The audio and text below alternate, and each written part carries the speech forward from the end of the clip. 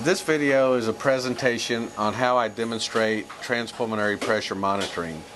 I've set the ventilator up in pressure assist control with an inspiratory pressure of 15/5 with a 1 second I time.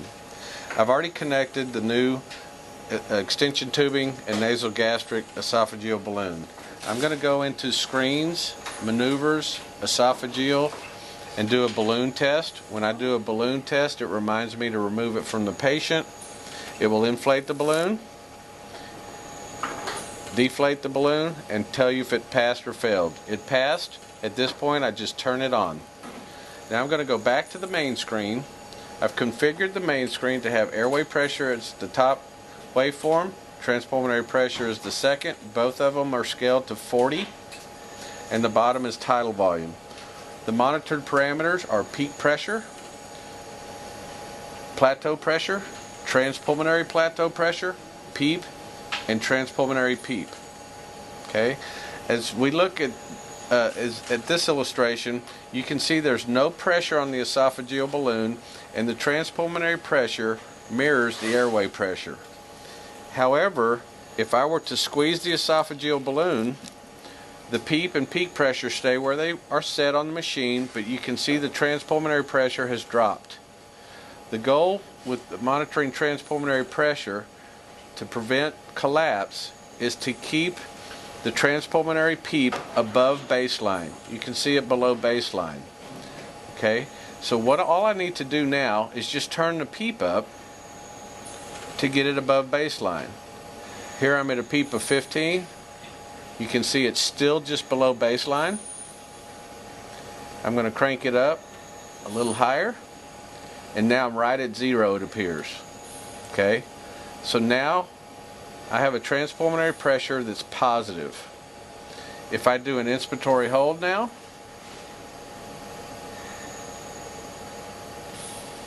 I'll see my peak pressure is 35, my plateau pressure is 34, but my transpulmonary plateau is only 15. That's below 20, so that's a good number.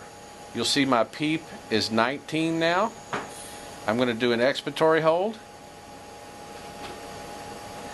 and you'll see my transpulmonary PEEP is 3. So now we've adjusted the PEEP up to keep the transpulmonary pressure to a positive number.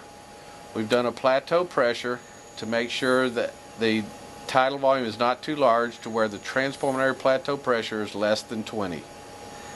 If I were to change modes and wanted to use a separate mode such as APRV, excuse me. Now with a 4 second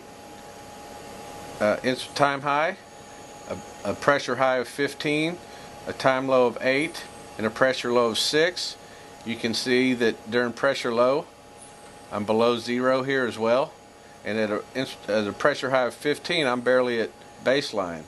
So if I were to use transpulmonary pressure monitoring here, I'm going to increase my pressure low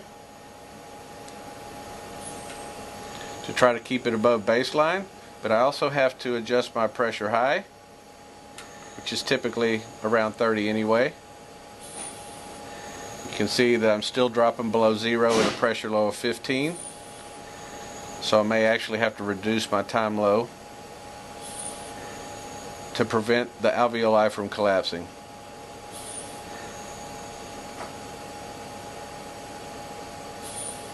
If I freeze the screen now, I'm at 1.3, so my pressure low is adequate, my time low is adequate. But if I look at my pressure high of 30, the pressure in the lung is actually 13.9. So now I'm at a safe settings for APRV as well. Thank you.